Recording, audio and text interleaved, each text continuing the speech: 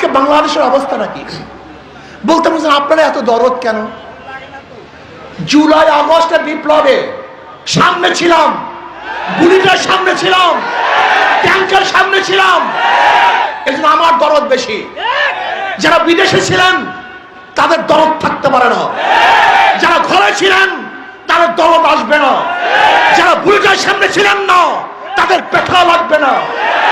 আমরা বুলেটের সামনে ছিলাম, কাজে ব্যথা আমাদের, কথা বলার দায়িত্ব আমাদের, কথা বলার অধিকার আমাদের। আর যারা এসির মধ্যে ছিলেন বড় কথা বলবেন না, খবরদার।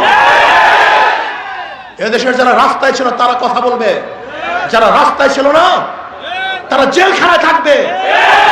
আমরা যদি রাস্তায় না থাকতাম জেলখানা থেকে কেউ বের হতে পারতেন না। আপনাদের কুয়ার সম্পর্কে আমাদের জানা আছে। আপনার নেত্রীর বালুর ট্রাক সরবার ক্ষমতা আপনারা রাখেন না। আপনার নেত্রীকে বিদেশে চিকিৎসা দেওয়ার ক্ষমতা আপনারা রাখেন না। আপনার নেত্রীকে ঘর থেকে বের করার ক্ষমতা আপনারা রাখেন না। আপনার লিডারকে বিদেশ থেকে এদেশে আনার ক্ষমতা আপনারা রাখেন না। আমাদের মতো মানুষ, মৌলবী, দাড়িওয়ালা, টুপিওয়ালা, ছাত্র জনতা, শ্রমিক, মজদুর, কামার, কুলিরা রাস্তায় থাকার কারণে আজকে বড় কথা শিখছেন, বড় কথা বলছেন, লুট করতেছেন, চাঁদাবাজি করতেছেন। আমার গরিব মানুষ দোকান খুলতে পারছে না, চাঁদা দিতে হয়। আমার গাড়ির ড্রাইভাররা রাস্তার মধ্যে গাড়ি নামাতে পারছে না, চাঁদা দিতে হয়। আমাদের ব্যবসায়ীদের ব্যবসা প্রতিষ্ঠান বন্ধ হয়ে যাচ্ছে চাঁদার কারণে। আজকে আমাদের বাংলাদেশে যারা বুক পেতে দিয়ে এই দেশকে স্বাধীন করেছিলাম, সেই দেশে স্বামীকে বেঁধে রেখে স্ত্রীকে ধর্ষণ করা দেখবো, এটি আন্দোলন করি নাই।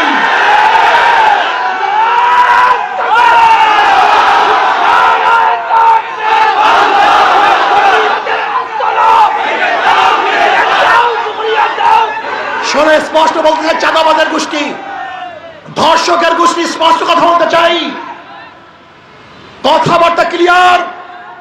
5ই আগস্টের পরে কোন থানা ভাঙচুর হবে গুন্ডাদেরকে আটকাবার জন্য, এর জন্য রাস্তায় নামি নাই, আন্দোলন করি নাই।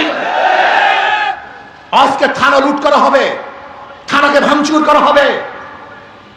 আজকে চাঁদা না দেওয়ার কারণে মার সামনের থেকে যুবক সন্তানকে তুলে নিয়ে হত্যা করা হবে, এর জন্য আন্দোলন করি নেই, এর জন্য রাস্তায় নামি নেই।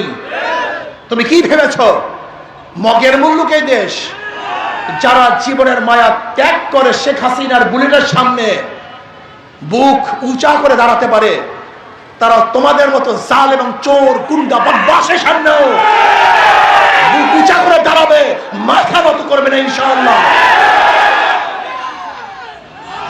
আমি ক্লিয়ার কাট বলতে চাই, এদেশের জনগণ, আমার পাবলিক বন্ধুগণ, আর কত চোরের পিছনে হাঁটবেন? ওরা তো বারবার ক্ষমতায় ছিল, আওয়ামী লীগ বারবার ক্ষমতায় ছিল, বিএনপি বারবার ক্ষমতায় ছিল, জাতীয় পার্টি ক্ষমতায় ছিল। কি উপহার দিয়েছে আপনারা সবাই জানেন। যাকে পরীক্ষা করেছেন দ্বিতীয়বার পরীক্ষা করার কোনো দরকার নেই। আওয়ামী লীগকে বারবার পরীক্ষা করেছেন, এই বিএনপিকে বারবার পরীক্ষা করেছেন, আর পরীক্ষার দরকার নেই। কিন্তু আমরা যারা পরীক্ষা দেই নাই, কমপক্ষে ইসলামকে একবার পরীক্ষা করুন। আমাদের একবার পরীক্ষা নেন, একটাবার পরীক্ষা নেন, দেখেন আমরা রেজাল্ট কি করি। যদি ভালো রেজাল্ট করতে না পারি, আল্লাহর কসম করে বললাম আর কোনোদিন পরীক্ষা দেওয়ার জন্য আসবো না।